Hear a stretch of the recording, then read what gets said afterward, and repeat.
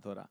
Porque tenemos que tener esa ansia, tenemos que tener ese anhelo y tenemos que tener esos detalles con la Torah porque todas las parashiot son importantes, extremadamente importantes.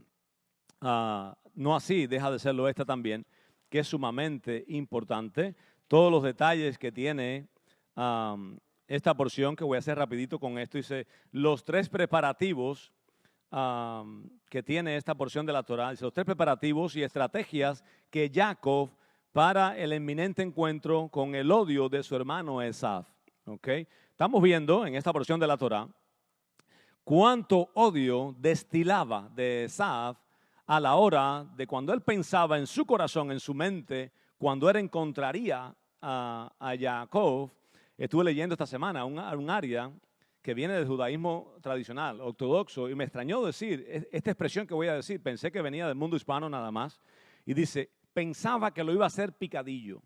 ¿Okay? Así mismo dice, y me extrañó tanto de esa fuente que usara esa terminología que los hispanos la usamos muchas veces, la leí. Y ese era su pensamiento, eso es lo que él había atesorado. ¿Okay? Esaf tenía un odio por dentro que estaba desesperado, ansioso por encontrarse con su hermano Jacob para matarlo, aniquilarlo completamente. Esa es una de las porciones. Dice, la lucha que tuvo Jacob con el malach de Esaf. ¿Okay? Esto es parte de la tradición. Esto se encuentra en un midrash. Rashi habla mucho de esto también, que en realidad el ángel no era en realidad un malach enviado por Hashem, sino era el ángel de la guarda de Esaf, con la cual Jacob Avinu tiene la batalla. ¿Ok? ¿Recuerdan? Y de eso es lo que está hablando acá. Dice, de la cual deriva el tema del Gil Anashé, el nervio ciático. Esta parte me viene muy bien a mí. Estoy dañado de él. ¿Okay? Estoy dañado y nunca tuve una batalla con un malach. Aparentemente por los deportes que hice previamente en mi vida, tengo esta área afectada, la columna y el nervio ciático. Y en esta porción de la Torah se habla del Gid Anashé, ¿okay? El nervio ciático. Dice también el encuentro entre Jacob y Esaf, el histórico abrazo de los hermanos y el diálogo posterior al abrazo.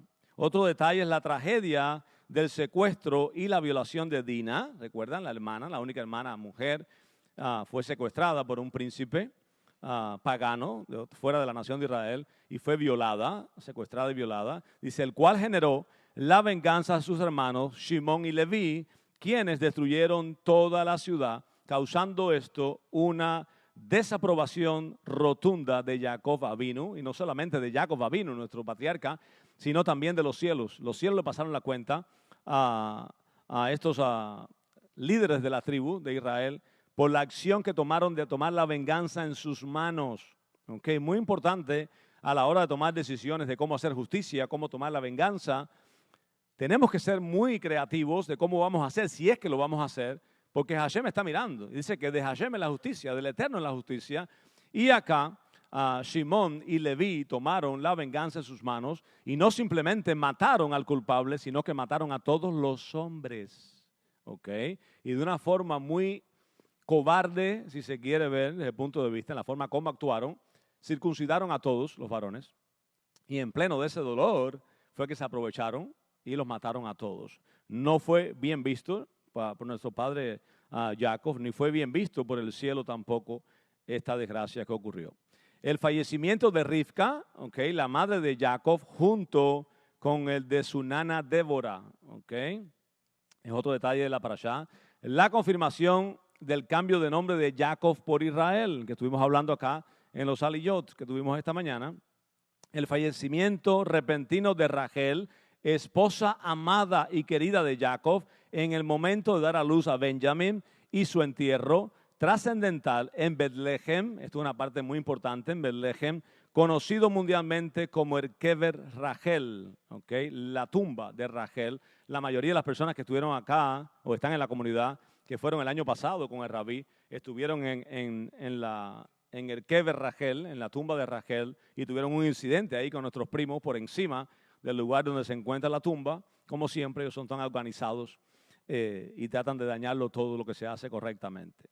Otro detalle, la falta grave que cometió Reubén, primogénito de Jacob, al cambiar las camas. Otro detalle, la llegada de Jacob a Hebrón, donde habita su padre Isaac. Y otro más, fallecimiento de Isaac a los 180 años de vida. el futuro desenlace de la descendencia de Esaf y sus reyes. Todo eso ocurre en esta porción de la Torá. Tiene 6 capítulos, 154 versículos y lo más importante, tiene un mandamiento lotase, ¿ok? No harás, no harás. Un mandamiento lotase, no harás. Resumiendo rápido, porque el tiempo de la mañana es muy corto para todo lo que se puede, pero vamos a exprimir esta tarde aquí al More Ariel en la tarde, porque tiene que estar hablando hasta las 6 de la tarde, ¿ok? Ese lo había olvidado, así que te doy la sorpresa para que no te prepararas. Qué malo soy. No, jugando. Vamos a hacer hoy Havdalah acá en la comunidad y entonces vas a tener que extender tu conocimiento esta tarde y tu garganta, tu voz. No, paramos cuando él se sienta ya que no puede, la voz es fundamental y la labor que él hace acá es extraordinaria, eso no podemos forzarlo. Hasta donde tu corazón llegue y tu voz llegue, ahí paramos, hacemos un tiempo, en los que quieran esperar, esperan, pero habíamos prometido que en este tiempo, que se va cortando el tiempo en la tarde, hacer Havdalah juntos acá en la comunidad. Muchos saben lo que es Havdalah, otros todavía no saben lo que es Havdalah y lo vamos a estar experimentando, Hashem mediante, esta tarde acá en la comunidad. ¿Cuántos están de acuerdo con eso? Porque lo pregunté la semana previa. Ok, no se me vaya nadie que me levante la mano, pues lo voy a buscar a la casa. Bueno, bendito sea el Eterno por toda esta porción de la Torá, que es muy importante. Leemos en Bereshit 18:1 al 22:24, los profetas, leemos a Abdías o Obadías, ¿no? Obadías, aquí está mal en la porción que tengo acá, 1:21, ok, muy importante la Haftará. Escuche bien, voy a dejar la Torá prácticamente para el Moré en la tarde, la Haftará. Si usted no escuchó la Haftará, búsquela y rumee la parashá, lo que habla de Esaf y quién representa Esaf, la vida de Esaf, el daño que Esaf ha ocasionado a nuestro pueblo desde tiempos antaños, ¿ok?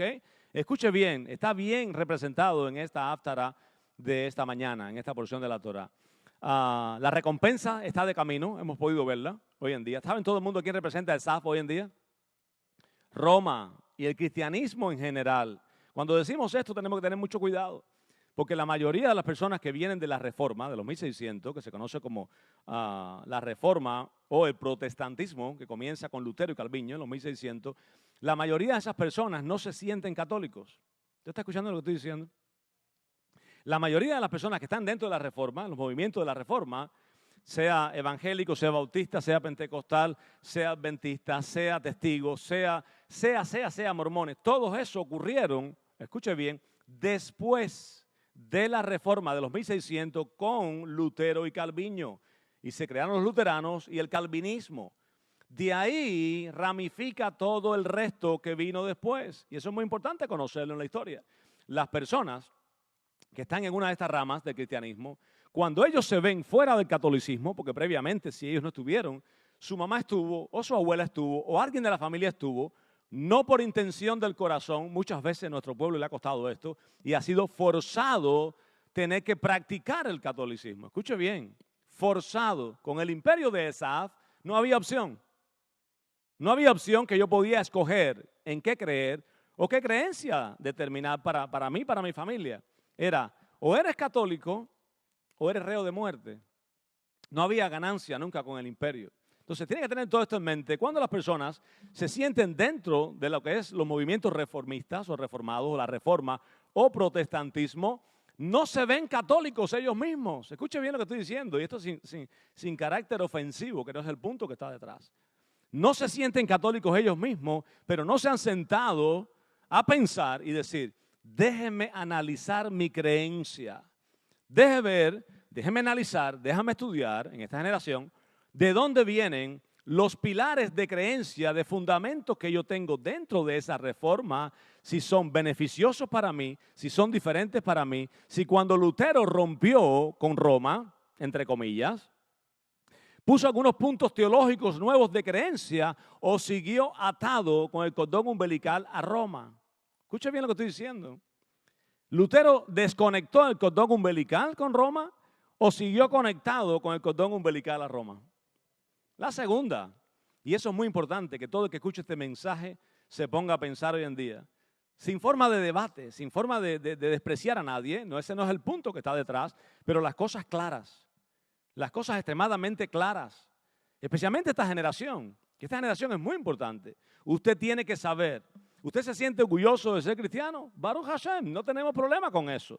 Pero busque las fuentes, busque los pilares de creencia que han asignado a su fe como denominación, si están de acorde con la voluntad del Eterno que es bendito.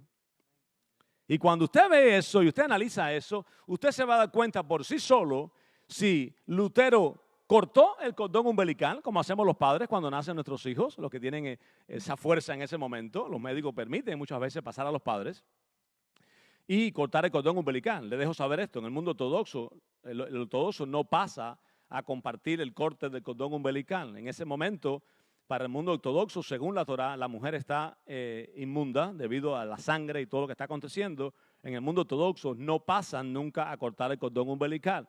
Eso no lo preguntan nunca en el mundo ortodoxo porque no existe tal cosa. Se quedan afuera y esperan la noticia de que todo salió bien y entonces después es que entran a ver tanto a la esposa como al recién nacido. Eso es muy importante. Pero para los padres que hemos tenido esa bendición, porque para mí fue una bendición tremenda, ¿ok?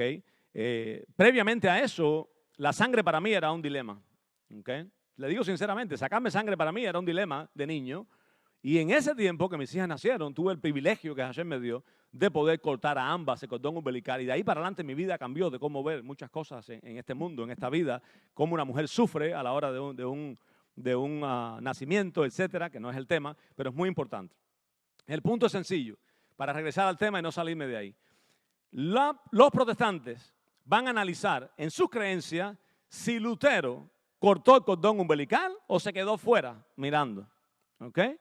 Escuche bien. Cuando usted analice en qué yo creo y cómo yo creo y quién estableció mis dogmas, usted va a saber si usted está en el pueblo de Jacob o en el pueblo de Esaf. Es bien sencillo. Sencillo. Usted analice lo que yo acepto como dogma religioso, como creencia, ¿ok? Lo acepta las Escrituras, el pueblo hebreo que está aquí y que existe todavía, que el propósito de Esaf era que nuestro pueblo no existiera para ellos poder contar la historia a su manera, y esto es muy importante. Roma pensó que iba a borrar de la faz de la tierra a nuestro pueblo hebreo. Habiendo ocurrido eso, Hasbe Shalom, que no contaron con el cielo, si hubiera ocurrido eso, que no ocurrió, Roma como imperio controló a todas las naciones de la tierra. De ahí que hoy en día, cuando una persona, usted le habla de guardar el Shabbat, como usted está guardándolo hoy en día, aquí tranquilo, sedado, en paz, en shalom, en una comunidad, dedicándole el día al Eterno como cuarto mandamiento de la Torá, y usted le dice a una persona que no está acostumbrada a eso, le dice, yo no tengo nada que ver con eso, yo no soy judío. La pregunta es sencilla. Roma cambió el día del sábado por el domingo.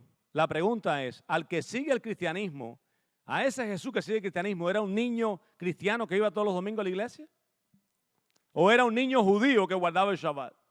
Y por ahí usted va a tener que ir buscando cada detalle a ver si es un capricho del pueblo judío o si es que Dios, Hasbe Shalom, es un dictador y estableció reglas y mandamientos para nuestro pueblo que las naciones, escuche bien, esto es importante que se conozca, las naciones no están obligadas a guardar los mandamientos que se le dio al pueblo hebreo. Para nada. Pero sí le pueden sacar mucho provecho a los mandamientos que el Eterno, que es bendito, nos ha dado como pueblo. Y de ahí donde viene que las personas no judías deban sacar el provecho de lo que es el gozo, la delicia del Shabbat. No porque se lo dieron como pacto, no porque se lo dieron como mandamiento, sino porque le puede sacar el provecho de hacer y agradar al dador de los mandamientos.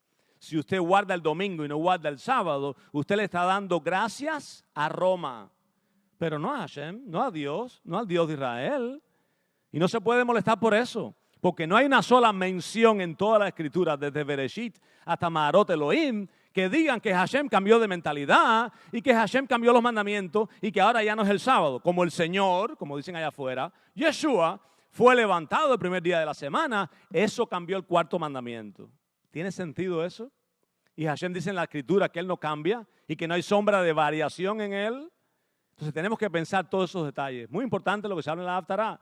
Roma y el daño que Roma ha hecho como Esaf, representando a Esaf en la tierra, especialmente a nuestro pueblo. Las riquezas que robó a nuestro pueblo, y no solo a nuestro pueblo, en todos los lugares que ellos fueron conquistando como imperio político. Escuche bien. Roma no era un imperio religioso, pero sí tenía un alto poder político y una fuerza política inmensa. Y donde quiera que llegaban, monopolizaban, controlaban y subyugaban a todo el lugar que llegaban. En nuestro pueblo, que habla el profeta acá en la Haftará, habla de todo lo que se robaron de nuestro pueblo. Y usted tiene que pensar, ¿cuándo lo robaron? Recuerde, para el primer siglo, cuando nuestro maestro Yeshua caminaba por las calles de Israel, ¿quién era el imperio que estaba gobernando? Roma. Y en el año 70, cuando se destruye todo Jerusalén, incluyendo el templo de Jerusalén, ¿quién estaba imperando y quiénes fueron los que lo destruyeron? Roma, el mismo imperio, Esaf, porque Esaf siempre ha querido mal para nuestro pueblo hebreo. Y cuando se hicieron políticos en el siglo II, cuando se hicieron políticos religiosos y unieron la política con la creencia, fundaron y crearon una religión que vino a ser el dominio de todas las naciones del mundo. De ahí que es tan fuerte poderle conversar a una persona que viene con un trasfondo no judío, no hebraico, con una mentalidad no hebrea, hablarles de cosas judías, hablarles de un libro judío como es la Biblia, que le dicen en griego, es muy difícil. Porque Roma como imperio político religioso, ¿qué hizo en las mentes de los seres humanos donde quiera que conquistaba? Cambiar la mentalidad, paganizar la mentalidad, paganizar las escrituras y acomodarla a su estilo de vida pagano e idolátrico entre todas las naciones. Y de ahí que cuesta, es doloroso, es fuerte para una persona que no tiene un trasfondo hebreo hacer un cambio de 360 grados y venir y servir al Dios de Israel. ¿Ok? Muy importante que lean la Haftará. Rapidito, me quedan 5 minutos. La porción de Asofena Malhuti y todo lo que habla el maestro acá. Escuche bien, los debates que se dan con el maestro hay que entenderlo desde un punto de vista correcto, con una mentalidad hebraica, no con una mentalidad helenista o greco-romana. Porque si hacemos eso, sacamos de contexto histórico del personaje con el cual estamos hablando o estamos recibiendo instrucción. Yeshua se enfrenta en esta porción, rapidito, con los saduceos, los sadokim en hebreo. Y escuche bien, si no entiende completamente todo lo que se está hablando, lo puede sacar de contexto como han hecho con el maestro. Y aparenta que el maestro está en contra de su propio pueblo, lo cual es imposible. Escuche bien, no tiene sentido que usted me hable de un Jesús católico que odia al judío, que es lo que han hecho por miles de años, por 2000 años casi. ¿Ok? Eso no es lo que está de contexto en las Escrituras. En el pueblo hebreo es muy normal que cuando se levanta un maestro con autoridad, como se levantó Yeshua ben Yosef de la casa real de David, que tenga autoridad para decirle a su pueblo, no estaba hablando con un pueblo extraño, estaba dirigiéndose, estaba instruyendo a su pueblo, al único pueblo en la faz de la tierra que esperaba un Mashiach. Escuche bien, ninguna otra nación del mundo se le prometió un Mashiach. La única nación que estaba a las expectativas algunos y otros fuera de contexto en el momento de la visitación porque esperaban a un redentor, a un Goel, como dice la Escritura, es la nación judía, la nación hebrea, el pueblo de Israel, en la tierra de Israel. De ahí que muchos, en gran mayoría, por el porcentaje que vivía en Israel, lo reconoció como Mashiach. Otros no lo reconocieron como Mashiach, pero no fue que escapó de las manos del Eterno. De Hashem, del Eterno, no escapa nada. Proféticamente se había dicho que iba a ser rechazado por las autoridades de nuestro pueblo. Y ocurrió exactamente de esa forma. ¿Ok? Eso es importante cuando usted vea los contextos de enseñanza del maestro, los debates que está teniendo el maestro, usted no lo vea como que era un antisemita. Porque ese no es el caso. Es todo lo contrario. Está tratando de que esas personas que están desviadas del camino, que hagan teshuvah. ¿Ok? Sean temerosos del cielo y vengan a una relación íntima con el pueblo, con su pueblo y con el Dios de ese pueblo que es el Dios de Israel. Acá en el debate que se está dando en esta porción de Asofena Malhuti, hay un problema con la resurrección de los muertos. Y usted tiene que saber que los sadokim, los saduceos, no se dice en español, ¿no? Saduceos, no aceptaban bajo ningún concepto lo que es la resurrección de los muertos. Y ese es el debate que se está dando acá. Si no lo ve con esa mentalidad, usted piensa que Yeshua, donde quiera que llegaba, tenía debate con su pueblo porque él era antisemita, como dije previamente, y no quería a su pueblo, y él desechaba a su pueblo y no estaba de acuerdo con su pueblo. Es todo lo contrario. Yeshua dijo que vino a buscar a los enfermos, no a los sanos. ¿Y quién es un sano y quién es un enfermo según las Escrituras? Un enfermo es alguien que se aparta de la Torá y vive no piadosamente delante de Akadosh Baruj Hu. Eso es un enfermo delante de Hashem, delante del Eterno. Eso es lo que vino a hacer Yeshua en su rol primario como Mashiach ben Yosef. Y tiene que tener muy claro eso. No vino a buscar a los que estaban guardando Torá. ¿Qué le vas a decir si están haciendo lo correcto?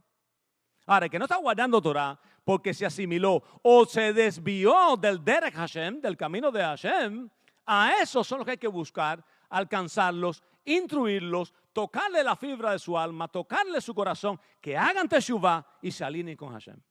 Ese es el privilegio que tuvo el maestro en sus tiempos, en sus días, como Mashiach ben Yosef. Como Mashiach ben David, en su retorno, y que sea pronto en nuestros días, es diferente el rol. Muy diferente va a ser el rol, pero no es parte de esta porción. Lea eso con mucho detenimiento. El maestro dio una explicación extraordinaria en cuanto a lo que es la resurrección de los muertos. Y después él vino a ser la primicia. Escuche bien, la primicia de la resurrección de los muertos vino a ser exactamente él. Cuando Hashem, que es bendito, como había prometido, lo levantó. Escuche bien, Yeshua no se levantó solo. Escuche muy bien esto. Yeshua no se podía levantar solo. De ahí que clama antes de morir que si podía pasar a este momento, esta copa. Muchas traducciones traducen eso diferente. Pasa de mí este momento, pasa de mí esta copa. Por el temor de la muerte que se estaba acercando. Y tenía que confiar plenamente en Hashem, que lo levantaría como había prometido al tercer día. Y ahí se comprobaría y sería una solidez de fe, de emuná, para nuestro pueblo, que Dios no es un Dios de muertos. Dios es un Dios de vivos. Y la resurrección, y en este caso, él como primicia, que él pudo mostrárselo en visión a ciertos discípulos del maestro, les dio una visión de Moshe, de Eliyahu, vivos, ¿ok? Vivos como visión. Escuchen bien, como visión. La primicia de la resurrección no fue ni Moshe ni Elías que lo vieron en una visión. Fue una visión que se le dio, como a Job se le dio una visión del principio de la creación, etc. Visión. Hashem llevó a Rabino Shaul hasta el tercer cielo en una visión. No hay problema con eso en el pueblo hebreo. Pero cuidado, una cosa es la visión y otra cosa es lo real cuando acontece. Yeshua es la primicia de la resurrección. Todos los muertos que fueron levantados previamente, tanto por Hashem a través de Yeshua como por Hashem a través de los profetas de nuestro pueblo, en el caso de Elías, que levantó muertos también. Mucho cuidado, eso no es resurrección, eso es resucitación de los muertos. Todas esas personas que fueron levantadas de la muerte en ese momento, todas fallecieron después de nuevo. O sea, hay que mantener eso en mente. Yeshua es la primicia de la resurrección. Se le dio un escarmiento, se le dio una lección a los saduceos que no enseñaban eso, no seguían esa enseñanza, se fueron por lo que hoy en día se conoce como los caraítas. Escuche bien, los caraítas hoy en día han tomado casi la misma posición de los saduceos. No permiten que la Torá oral sea la que interpreta la Torá escrita y no hay interpretación oral para el área de los caraítas, que hoy en día se conoce. Los saduceos de igual manera. Ellos interpretaban literalmente los versículos de la Torá y para ellos no había resurrección de los muertos. De ahí el debate que el maestro está dando en este momento. No hay más tiempo para más. En la tarde vamos a gozarnos hoy con Morera y como dije previamente, tenemos que seguir el horario para poder hacer las cosas correctamente. De ahí que estamos empezando a las 9 de la mañana para poder mantener todo en tiempo. En la tarde, el Moré Ariel va a estar explicando la porción de la Torá con más amplitud. Vamos a hacer Hadal acá en la comunidad. ¿Dónde están? ¿Dónde están los muchachos ahí en la? Qué pena que no están ahí. Tenemos que saber todo esto. Quería hacer varios anuncios, pero no quería salir públicamente. Estoy en vivo en este momento. Si alguien me lo busca, uno de los muchachos, please. Ellos no pueden abandonar ahí en ningún momento. Muy importante que usted mantenga el orden de la comunidad en los horarios de la comunidad para poder las cosas hacerlas lo mejor posible dentro de la comunidad. Como usted ha visto, hemos ido haciendo ciertos cambios para mejorar los servicios de la comunidad. Mañana es un día extremadamente importante en la comunidad, ¿okay? Extremadamente importante en la comunidad. Y se requiere que muchas personas que están aquí hoy presentes se queden, el que pueda, especialmente varones, que se quede después que hagamos Abdala, se quede un ratito, 45 minutos o algo así, para ayudar a dejar todo listo para el primer día de la semana que tenemos un encuentro muy importante acá en la comunidad. So, sería de muy bien, deja que me saquen del aire ahí.